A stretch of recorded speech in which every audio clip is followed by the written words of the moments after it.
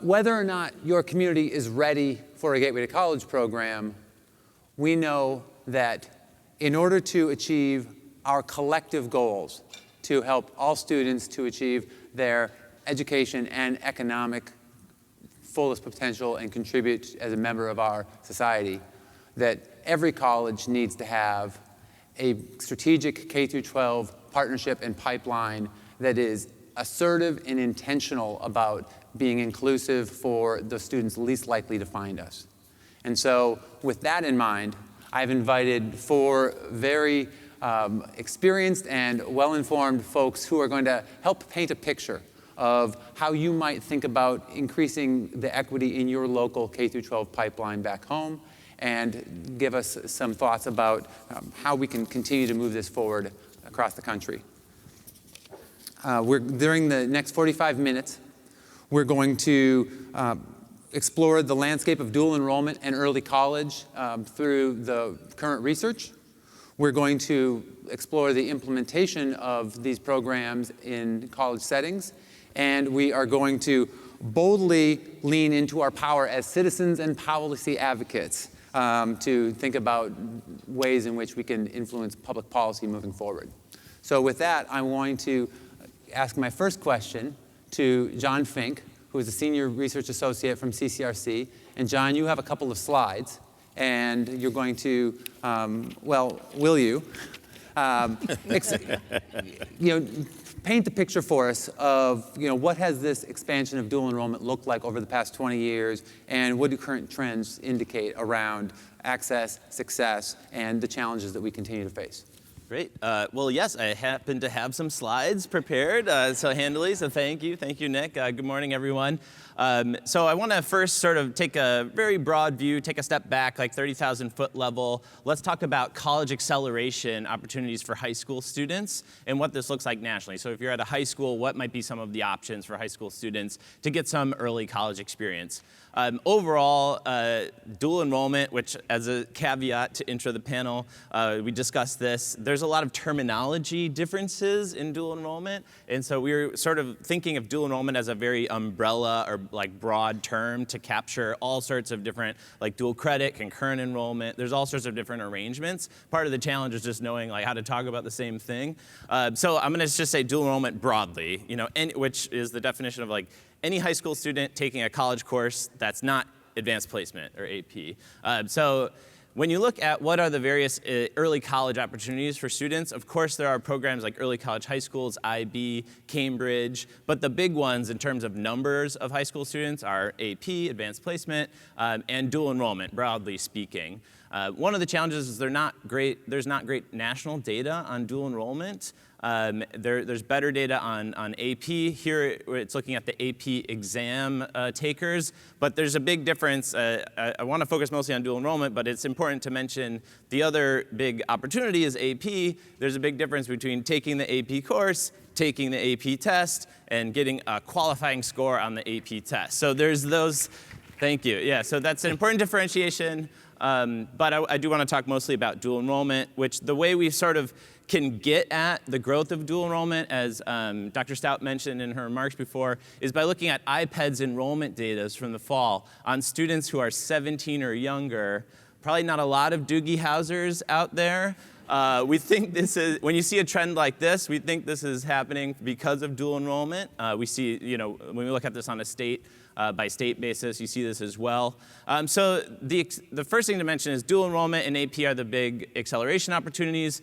Dual enrollment's fairly large. We're talking over 1 million high school students taking dual enrollment courses, and most of that is at community colleges. There's some at four-year institutions, but mostly the growth is happening at community colleges. I'm not telling you anything you don't already know, probably, but this is, it doesn't seem like this trend is slowing down either.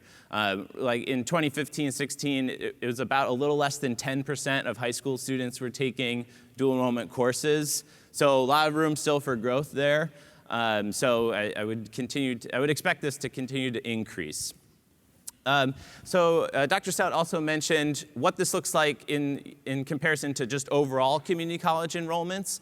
And what this map is showing is just all fall enrollments over the last 4 or 5 years, from 2013 to 2017.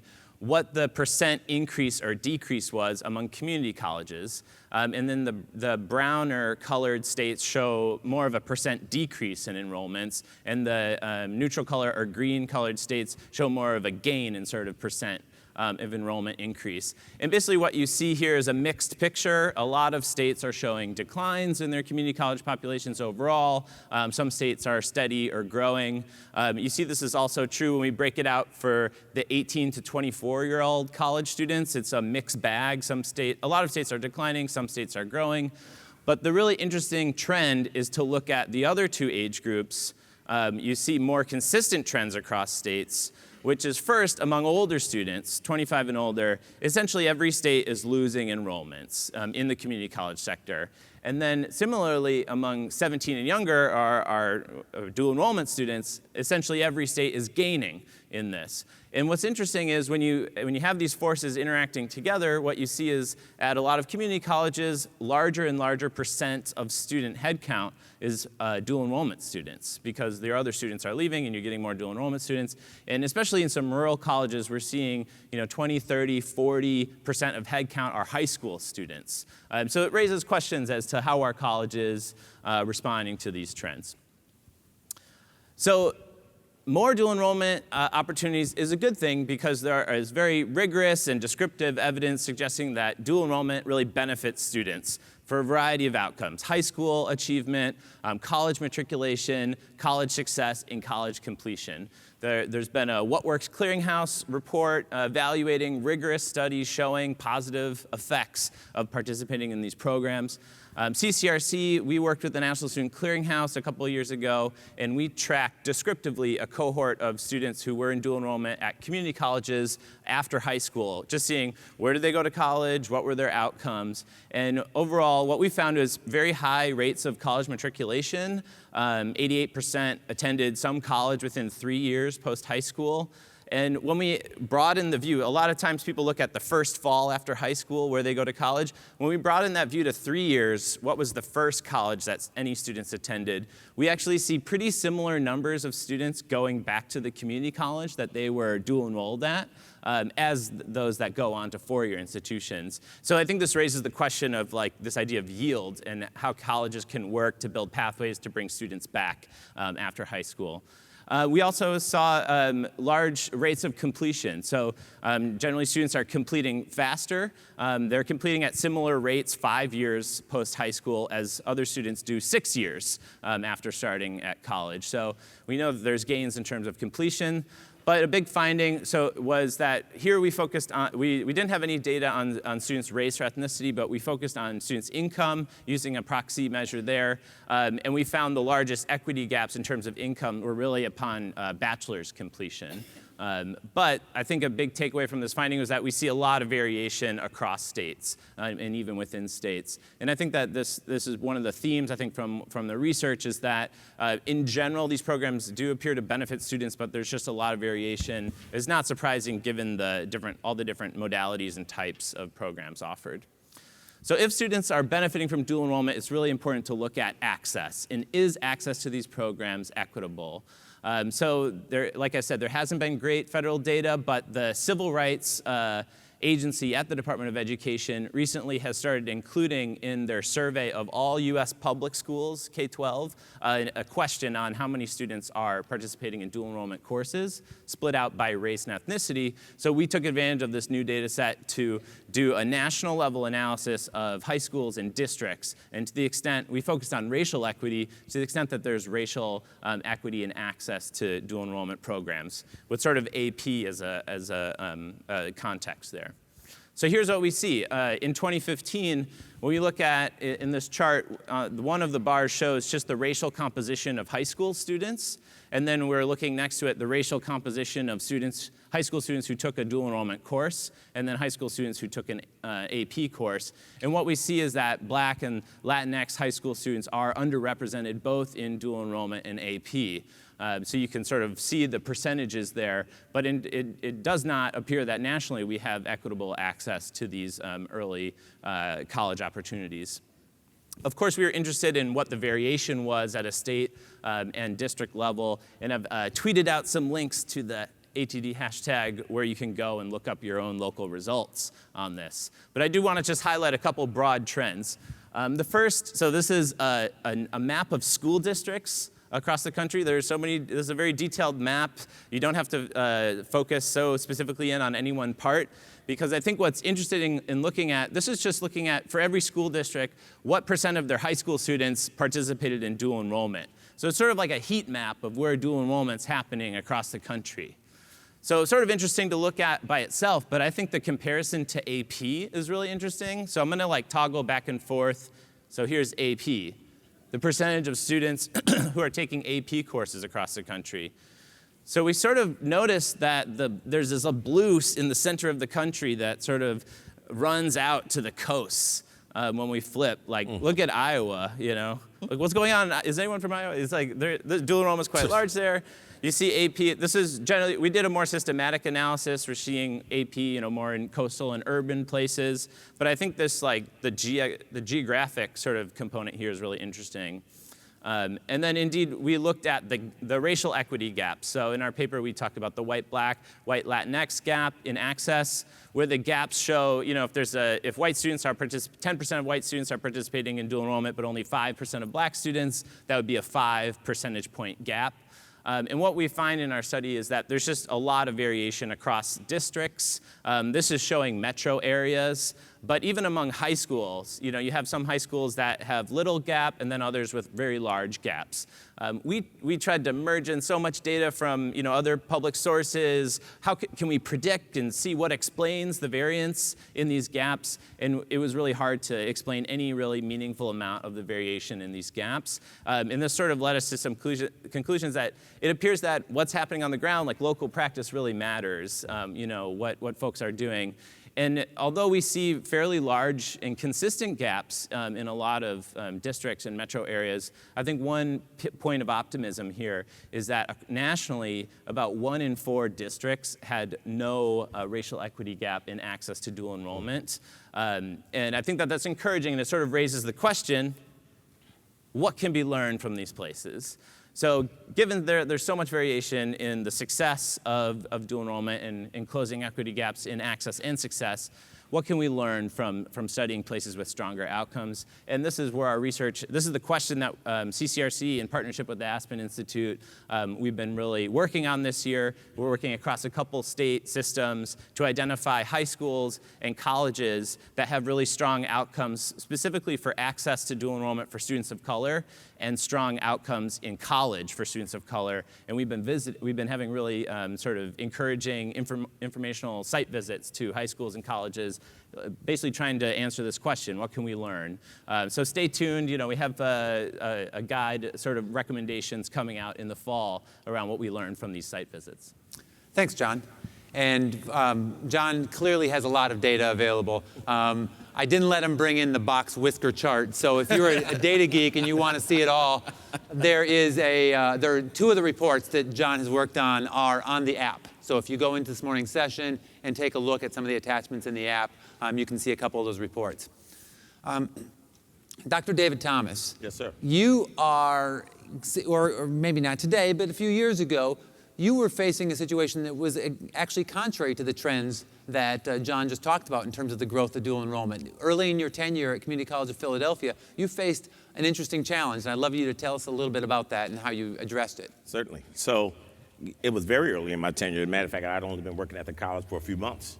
And I was hired at the institution to pretty much manage all of our partnership work with the K-12 community, dual enrollment being our largest partnership that we had with our local district. And in the year 2010, 2011, all the dollars for dual enrollment were removed from the state budget. So you can imagine when I went into our cabinet meeting, everyone was like, well, maybe we just don't need to do dual enrollment anymore. Dual enrollment had been around at our institution since the mid-'80s. Dollars had not always been there, but dollars from the state had been there for probably about 20 years. And when they were removed, the institution thought about just removing the program altogether. I said, hold on, I just started. Don't get rid of my work yet. Let me rethink this.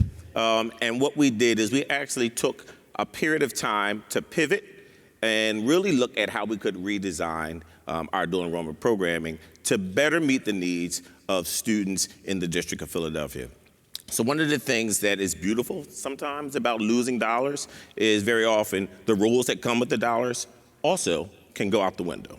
And some of the rules that came along with the dollars, we realized were not actually in PA state code around how you could actually govern dual enrollment.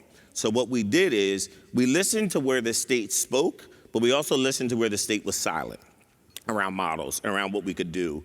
And we played in this space where it was silent. Some of the things that we were able to do was to actually reach out to certain schools in our city that we knew had huge gaps of opportunity for students. Many of those schools were what we call our comprehensive neighborhood high schools. They did not have AP courses, did not have IB courses, did not have dual enrollment opportunities, but had students that were Philadelphia's own students that we wanted to provide opportunities to. So we did significant outreach there. We also thought about the way we tested students and identified students that were eligible. So at the time when we had state dollars, the state required a minimum 2.75 GPA on a 4.0 scale for students to enroll in dual enrollment. When those dollars went away, we talked to our district partners. We kind of knew 2.75 was only picking up some of the students that were at the cream of the crop. They would not allow students who had significant numbers of absences. They would not allow students who had certain disciplinary infractions on their record. So we rethought a lot of those opportunities, those initiatives rather, and started something brand new. What we found also at the end of that year, our numbers had dropped from about 1,500 students. We had dropped over 70% when those dollars went away. So the other thing the institution did is we steeply discounted tuition for students. And we also began to go out and look at private dollars and other philanthropic opportunities to fund dual enrollment. So we, again, rethought, kind of pivoted, and we did it based off of what the needs of our local district were. Thanks. Sure. Thanks very much. So, Dr. Buchanan, you were in an almost opposite circumstance. Mm-hmm. Texas loves dual enrollment in early college. So, and in your role, you're charged with executing ACC's equity agenda as it relates to dual enrollment. So I wonder if you could tell us a little bit about what that means for how you engage with your local school district partners, and also how you fit that into the policy context in Texas.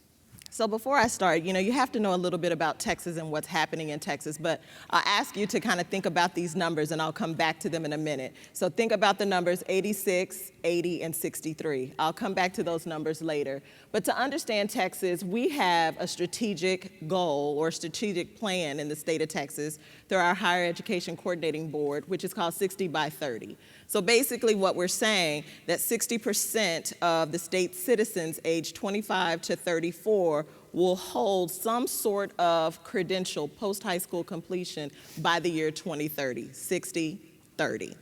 And so when you have that, and it has priorities that look at underserved students, students that are first gen, students that come from different economic backgrounds, young men of color, every single label we put on a student exists within that policy or that strategic plan for the state. But then we go into Central Texas, where ACC sits, in the heart of Texas, if you will. Then we think about what's happening with our master workforce plan, where we know that we'll have 60,000 jobs in the next 5 years that will require more than a high school diploma, but not necessarily a bachelor's degree. So what does that look like for our students? Then at Austin Community College, our strategic plan is very focused with an equity lens. So we have to look at what alignment looks like and what we're doing to support that and work with our K-12 partners. So we have everything from dual credit, early college, PTEX, the Pathways in Technical Early College High Schools. We have career academies where students can earn a level 1 or level 2 certificate in a high demand career, because that's what the Master Workforce Plan is looking at, that high demand career. So remember I said 86, 80, and 63? Anybody remember? Okay. So what we publish in our particular department in college and high school relations at Austin Community College is this Success and Equity annual report. And so we disaggregate that data based on race, ethnicity, gender for every single course that our students take in the subsequent semesters, and then we compare it to traditional students. We don't do it to compare to say we're better than our traditional students. It just sets that stage and provides some context. So 86% of a student that is participating in any dual credit program at ACC are successful. So A, B, or C. 80% of all of our students, regardless of race and ethnicity, are successful, A, B, or C. For our students that are participating in an early college high school, because that intent is about completing the associate's degree while they're in high school, we have a 63% completion rate. The national average is 30. When we look at the comparison between what's happening with our African American students that are in a dual credit program at ACC, those students perform 19 percentage points higher in a given semester in the same discipline areas than students who identify as African American who are traditional adult students. Our Hispanic students perform 14 percentage points higher than students who identify as Hispanic that are traditional students. It's not to compare and say that if you're in dual credit, you're better than the traditional students. It's the conversation then with our K-12 partners to say, why would you not want your students to have access to programs like this earlier? I hope that was good grammar. Why would you not want them to have access to that? So when we engaged, we had a dual credit task force last year. You have to understand, our service area at ACC is about the size of Connecticut. So we have 26 school districts, and I love them so much, and sometimes they love me back. And we had to have that engaging conversation with them to say, what does equity look like? You're our partner. If this is what's happening in the state, this is what's happening in our region, this is our agenda as a college or higher ed partner. What does equity look like for you as our partner? So we had to have those conversations because some would say, hey, we don't have that many students that are historically underrepresented or underserved, but you have them, right? And so when we ask the question, with that percentage of students, large or small, how many of them have access to advanced curriculum? And that becomes the aha moment for them. So we're starting to see our districts think differently, those particularly that have a smaller percentage of underrepresented students, of what they're offering.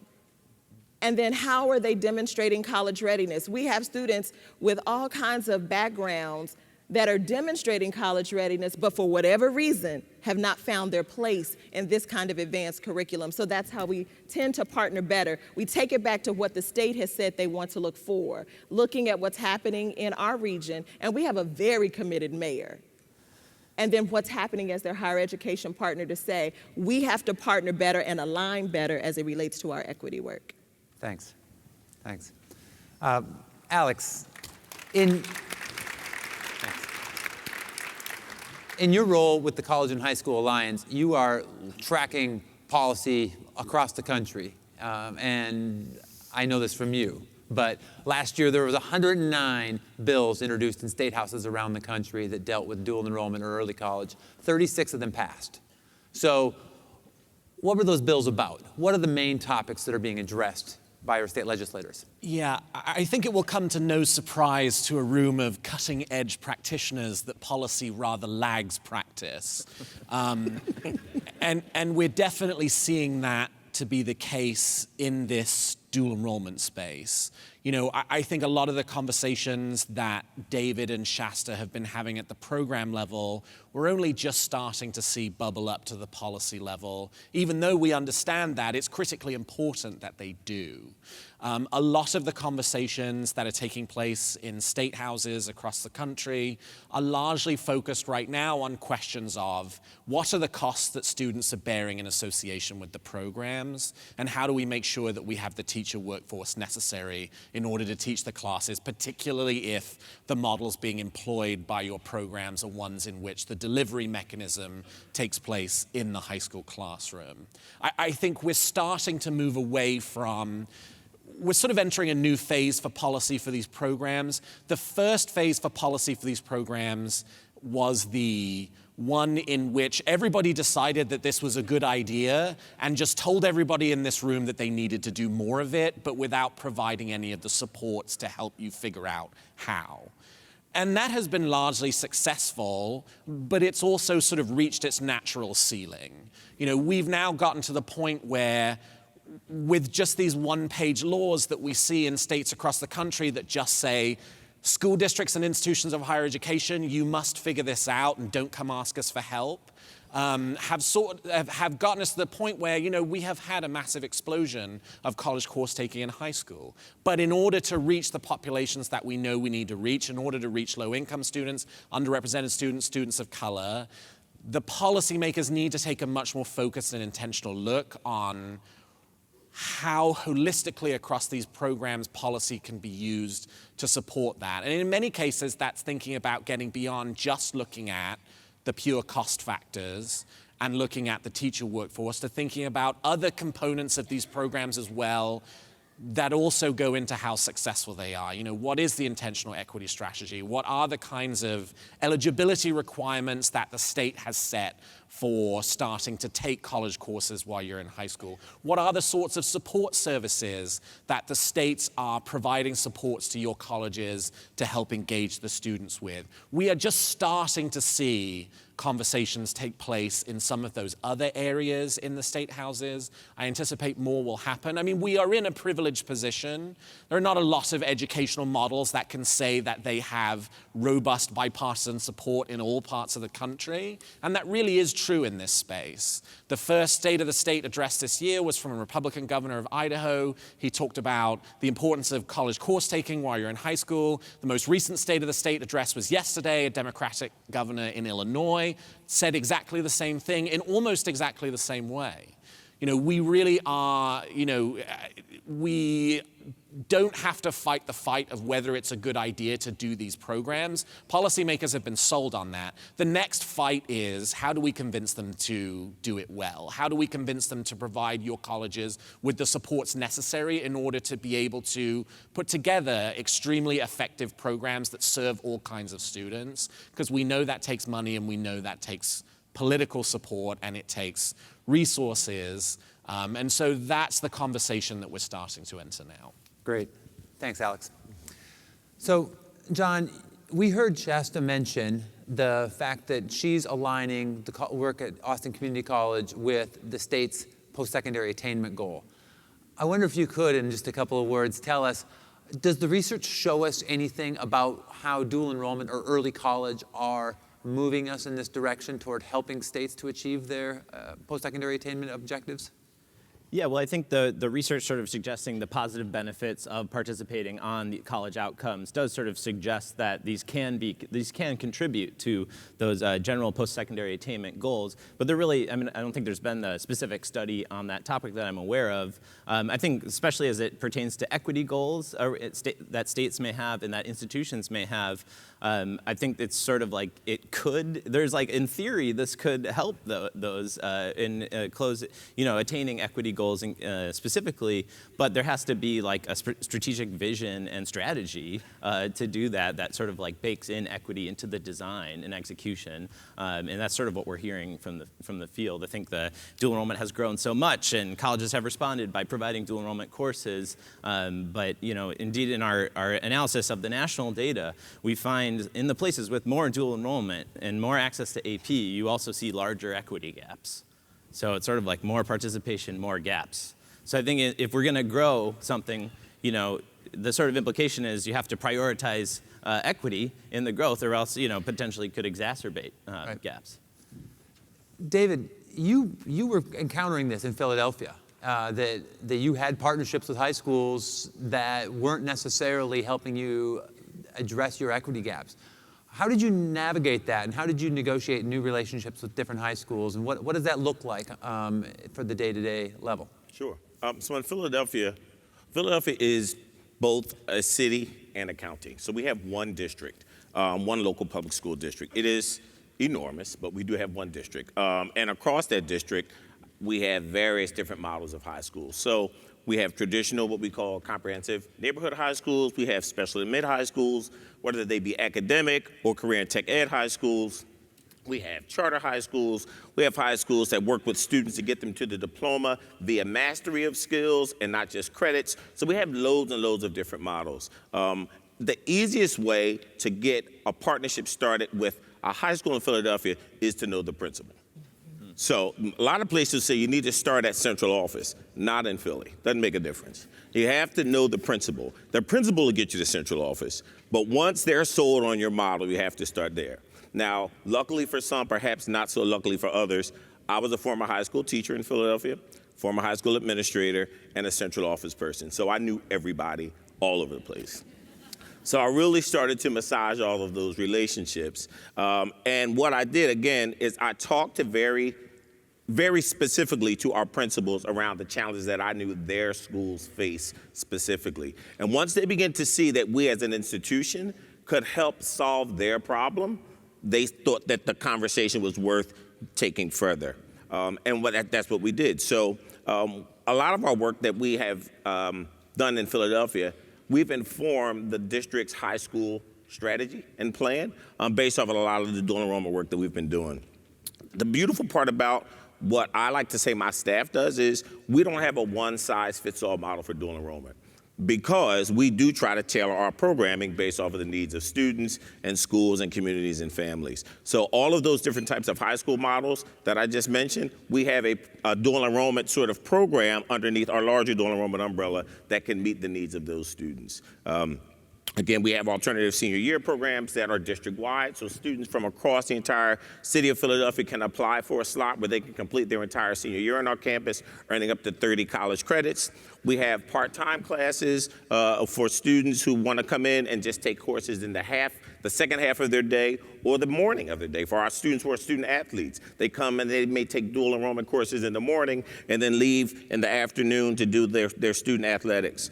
So again, we really have thought, I think, very closely around how we want to partner with our students and our schools. And the last piece I'll say is, one of the things that we did not find across the schools that we served when we had state dollars is we did not see a huge representation of the schools that are meeting the needs of our students and serving our students in our poorer communities. Again, those will be our comprehensive high schools. We've built really, really strong partnerships with those comprehensive high schools to make sure that those students who typically have no options other than just going to school like the rest of the students there, they can actually take advantage of dual enrollment programming. So we've seen an increase in terms of those students taking part of our programs at the college. Thanks. And Shasta, I appreciate that you talked about the work that's needed to make the argument with your local high school districts about the need for equity and equitable access for students to come to the college. But when we talked previously, you also shared some unique and assertive strategies that you've said or you've used to really intentionally include Black and Latinx students. And I wonder if you could share one strategy that's been particularly effective that our audience might think about using for themselves. Yeah, so for us, we had to kind of think about what are we trying to accomplish and what do we want to see. So, I talked about the data earlier, and that's kind of where we start with the data. Who do we see in our dual credit programs? For us, dual credit, it's the student who wants that English, that math, that science, not necessarily in a comprehensive sequence to earn a degree while they're in high school. Of course, early college, high school, PTEX, they're designed that way and designed to ensure they're focusing and targeting on specific underrepresented populations. So for us, we decided to be different and live outside the box. And we have a lot of our team members have background in student affairs as well as enrollment management. And so we use those transferable skills to just think differently and live outside the box. So by that I mean, we purchase names from our school districts, from PSAT, SAT, ACT, wherever we can find students. What we learned sometimes is that not all students at the high school were given the information or provided access to dual credit programs, because we're not unlike many dual credit programs. Just a show of hands, how many of you don't really see diversity in just your standard dual credit? Is there not diversity there? So for us at our college, 50% of our dual credit population is Caucasian. And then it runs the gamut in terms of other race and ethnic populations. Early college, high school, PTEX, they're exploded. It's very diverse. So when we purchased names, what my team decided to do was we created a comprehensive communication plan. We decided we're going to go directly to the student. We know the high school counselor is not going to do our job for us. And that's not their job, but we're partners. So when we purchase those names, we bring those names back and say, we're going to postal mail. I don't know about y'all, but our students aren't checking email either. And so, but I know mom, dad, aunt, uncle, grandmother, somebody at that house is checking mail. So we mail them the information and start sharing the success of dual credit programs and invite them in. Everything has a call to action. So we invite you in. We want you to come to our campus and come to this informational session, whether it's at your high school or whether it's on one of our 11 campuses, so you can learn a little bit more about the program. The other unique thing that my team did was they designed camps. What we learned when we surveyed students and had focus groups and that task force, everybody who wanted to tell us how we could do this differently and better, we learned that the biggest barrier was the demonstration of college readiness for our underrepresented populations. So then that meant that we couldn't just bring you in a room and talk to you about how great this program is and then send you back home and you're still as a student trying to figure out, well, how do I gain access to it? And so we have what we call college readiness camps. So they're in the fall and the spring, 3 weekends in a row, and then in the summer, they're 3 weeks in a row. Full 3 weeks in the summer, and they do a pre-test and a post-test with the Texas Success Initiative assessment. And so that is one of the ways in which students can demonstrate college readiness so they can start taking dual credit courses. And it's served for us to be super helpful because one last thing we have in Texas, we have what we call high school endorsement areas. They're like majors that students pick in the 8th grade. Can you imagine picking your college major in the 8th grade? And so from there, they can change that in high school, but then we can align if a student in those 5 endorsement areas, and then they have career clusters under them. If we can align that in those high demand careers, we have magnificent relationships with our industry partners. From Apple, where Apple has a coding program and our fabulous instructional team designed a level 1 certificate around coding, and then Apple, through a proposal to them, offers a paid projectship for those students that are in high school earning that level 1 certificate. We have a partnership with Trio Electric.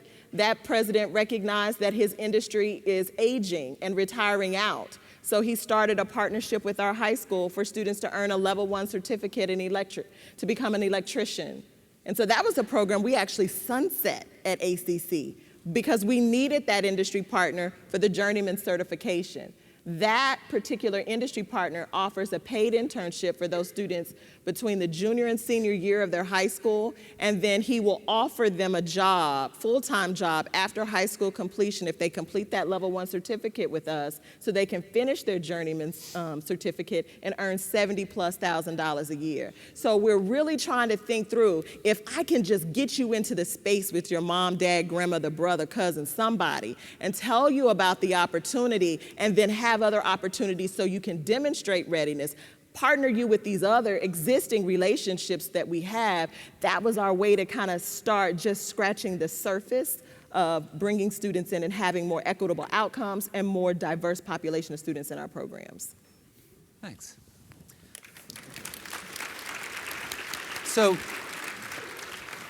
Alex, we've heard some strategies that folks are using at the campus level, but what can colleges be doing with either their state legislature or in terms of advocacy at the national level to make a difference around the policies that are going to guide the implementation of these programs? Yeah, so first of all, I'll very selfishly start off with a plug for the College and High School Alliance. We're a national coalition of national and state organizations that are advocating on behalf of equity and quality in these college and high school programs at both the federal and state level. And last fall, we published a state policy roadmap called Unlocking Potential, which is Unlocking Potential, a state policy roadmap for equity and quality in college and high school programs, which is the catch-all term that we use to describe dual enrollment in the bucket of 38 other programs that fit under that. And it's available in the app. And is also available in the app.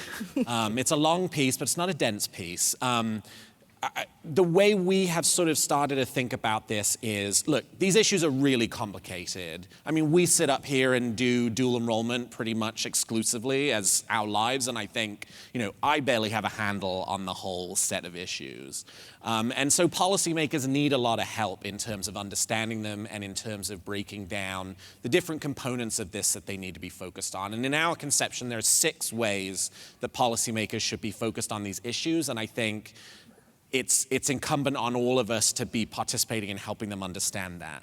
The reason why John can't answer the question about whether dual enrollment is participating in meeting states' post-secondary attainment goals is because most states have horrible data systems for dual enrollment. They either don't collect the information or they don't publish it.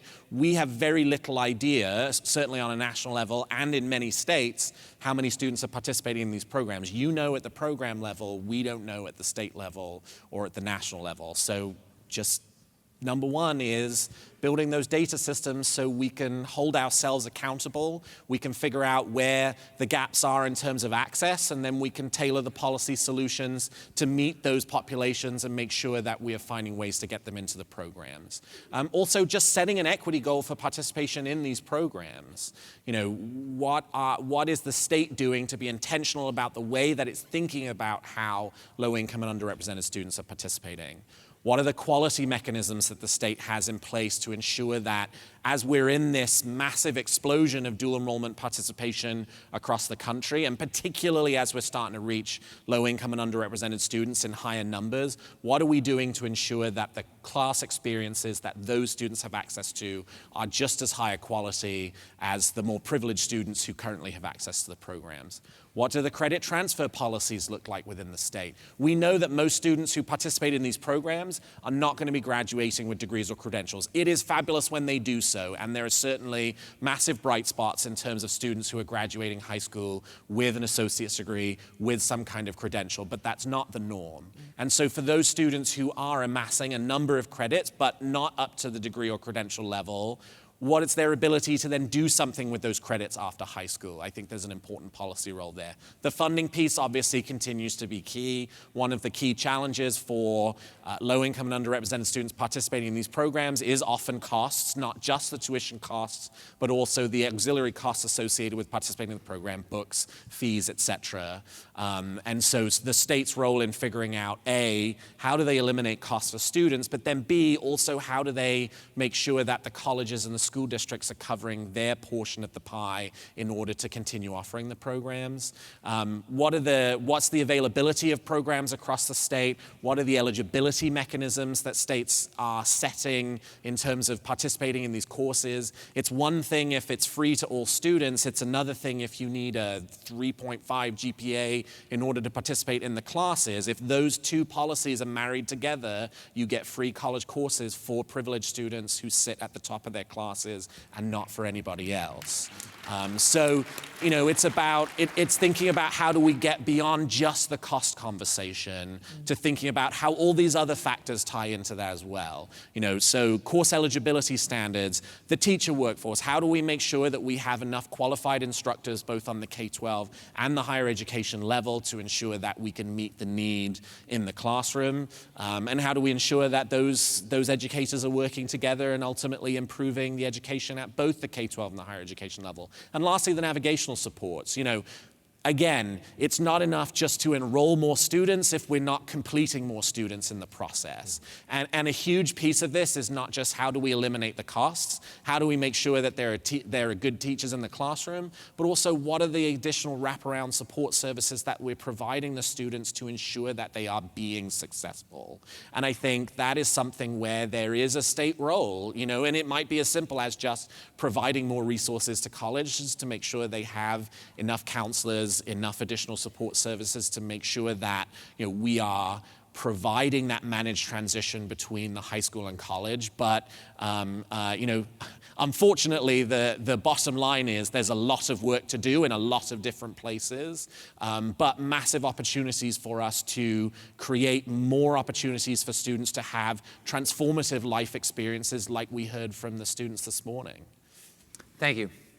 And I want to say thank you to all of my panelists. I had a lightning round scheduled, but I think that we gave such complete answers that we've used up our time. So I want to invite back Emily to the stage. And please, I want to invite you to say thank you to our 4 panelists this morning.